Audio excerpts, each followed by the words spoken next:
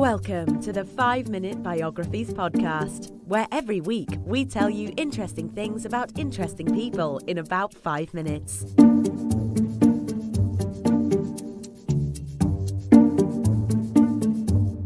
And now here is your host, Wayne Armstrong.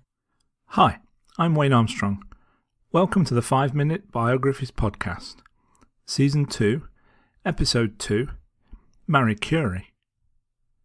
Maria Skłodowska-Curie was born in Warsaw, which was then known as the Russian partition of Poland, on 7th of November 1867. Maria was the youngest of 5 children, born to teachers Bronislava and Władysława Skłodowski. Her elder siblings were 3 sisters, Zofia, Helena and Bronislava, and a brother called Joseph. In the past, the family had been pretty well off, but they had lost their fortune and property through involvement with national uprisings aimed at restoring Polish independence. Consequently, Maria and her family were condemned to a life of struggle. Maria's grandfather had been a teacher, and his son, Maria's father, followed in his footsteps and taught physics and mathematics. When the Russian authorities banned laboratory instruction in Polish schools, Władysław brought the lab equipment home and taught his children how to use it. In 1875, disaster struck the family when Maria's elder sister, Zofia, contracted typhus from one of the family's lodgers and died. Less than 3 years later, in May of 1878, when Maria was only 10 years old, her mother died from tuberculosis.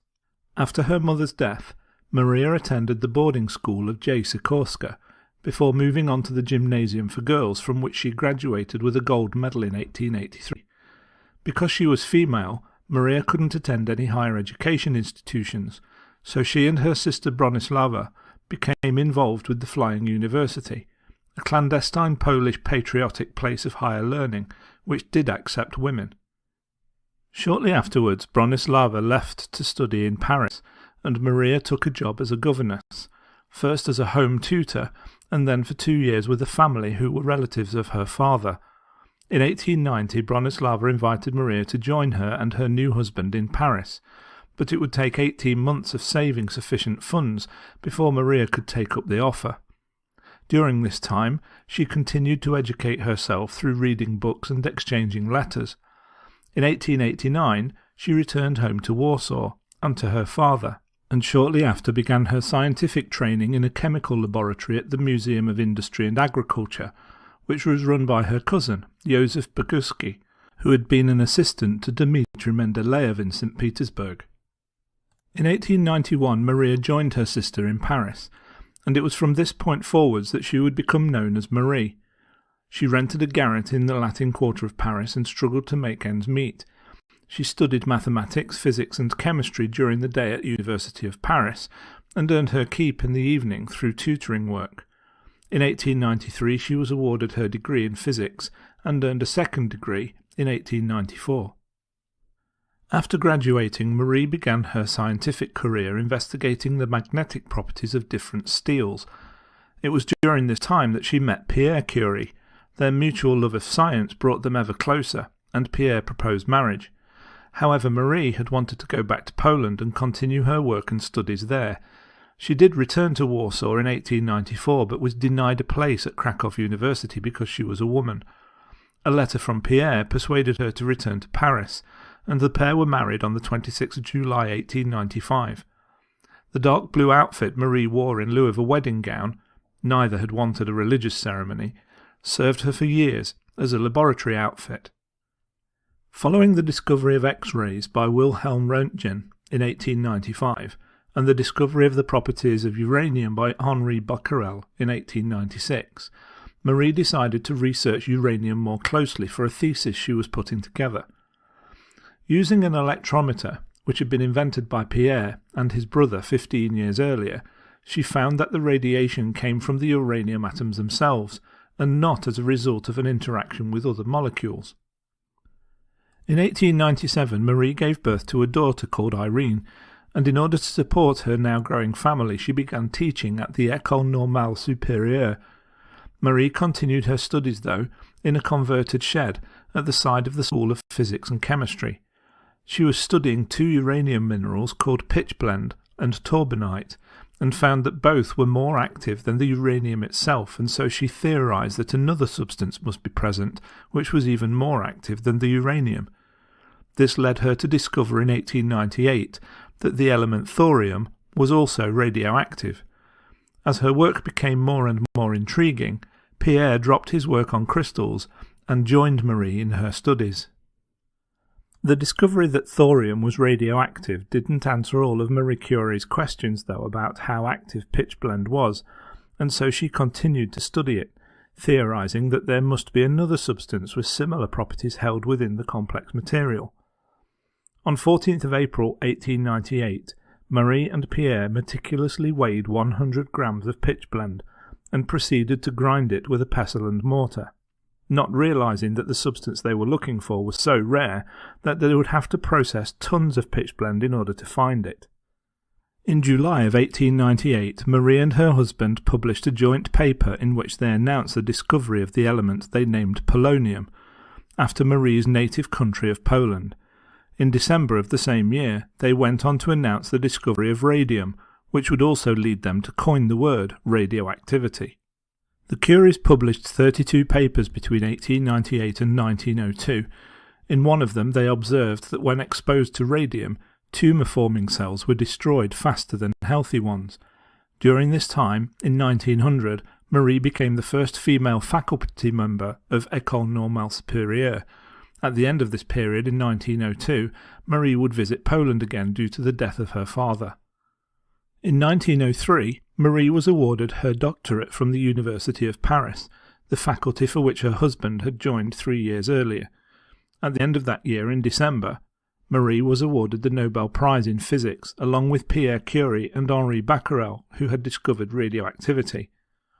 Marie initially was not going to receive an award, but following a tip-off, Pierre complained, and her name was added to the list, making her the first female recipient. Due to Pierre feeling increasingly ill, and because of his dislike for public ceremonies, the couple did not attend the ceremony in Stockholm. However, as Nobel laureates were required to deliver a lecture, they made the trip in 1905. The award money was put to good use, as it allowed them to employ a lab assistant. In December of 1904, Marie Curie gave birth to a second daughter, called Eve. 2 years later, tragedy would strike Marie's life again when Pierre was killed when he was run over by a horse-drawn carriage in heavy rain as he crossed Rue Dauphin. In May 1906, Marie was offered the chair of the physics department, which had been created for Pierre by the University of Paris. She accepted and became the first female professor at the University of Paris. Even though Marie Curie succeeded in isolating radium, something which had eluded the Curies for years, proving her theory beyond doubt, and after defining an international standard for radioactive emissions that became known as a Curie, she was still passed over for admission into the French Academy of Sciences due to her being a foreigner and an atheist, for which she was also vilified by the French right-wing press. Her work was receiving more and more international recognition, though, which eventually led to her receiving her second Nobel Prize in 1911, this time for chemistry. During the First World War, Marie Curie saw the need for battlefield radiological centres, and by late 1914 she had set up France's first military radiological centre, and became director of the Red Cross Radiology Centre. After the war, Curie spent less time on scientific discovery but travelled the world promoting the benefits of the discoveries she had made, making public appearances in Belgium, Spain, Czechoslovakia and the United States, where she was welcomed as a hero. In 1922 she became Fellow of the French Academy of Medicine, and in 1930 she became a member of the International Atomic Weight Committee. In 1934, Marie Curie visited Poland for what would turn out to be the last time, as a few months later, on the 4th of July 1934, she died from aplastic anemia, which it is believed was caused by her long-term exposure to radiation. Marie was interred at the cemetery in Sceaux, alongside Pierre. In honour of their achievements, and some 60 years later in 1995, their remains were transferred to the Pantheon in Paris, and Marie became the first woman to receive this honour on her own merits. Due to the levels of radioactivity, Marie Curie's papers from the 1890s are still too dangerous to handle without protective clothing and equipment, and they're kept in lead-lined boxes. I hope you enjoyed that episode of 5-Minute Biographies. If you'd like to see a transcript of the show, head on over to the 5-Minute Biographies website at www.5minutebiographies.com, where you will also find many other biographies that have not yet been turned into podcast episodes. If you'd like to make a suggestion for a future biography, then please use the Suggest a Biography form on the site. And if you get a spare few minutes, it'd be really great if you could leave me an honest review on iTunes. And if you don't want to miss any future episodes, why not subscribe while you're there? You can also find us on Facebook and Twitter, and if you'd like to get in touch, please use the contact form on the site or leave me a comment at the end of the biography. Finally, if you feel you would like to make a donation towards the cost of producing more episodes, then you can do so through PayPal at 5minutebiographies.com/donate. Any help, no matter how small, would be greatly appreciated. Thanks for listening, and I'll see you next time. Thanks for listening to the 5-Minute Biographies podcast at www.5minutebiographies.com.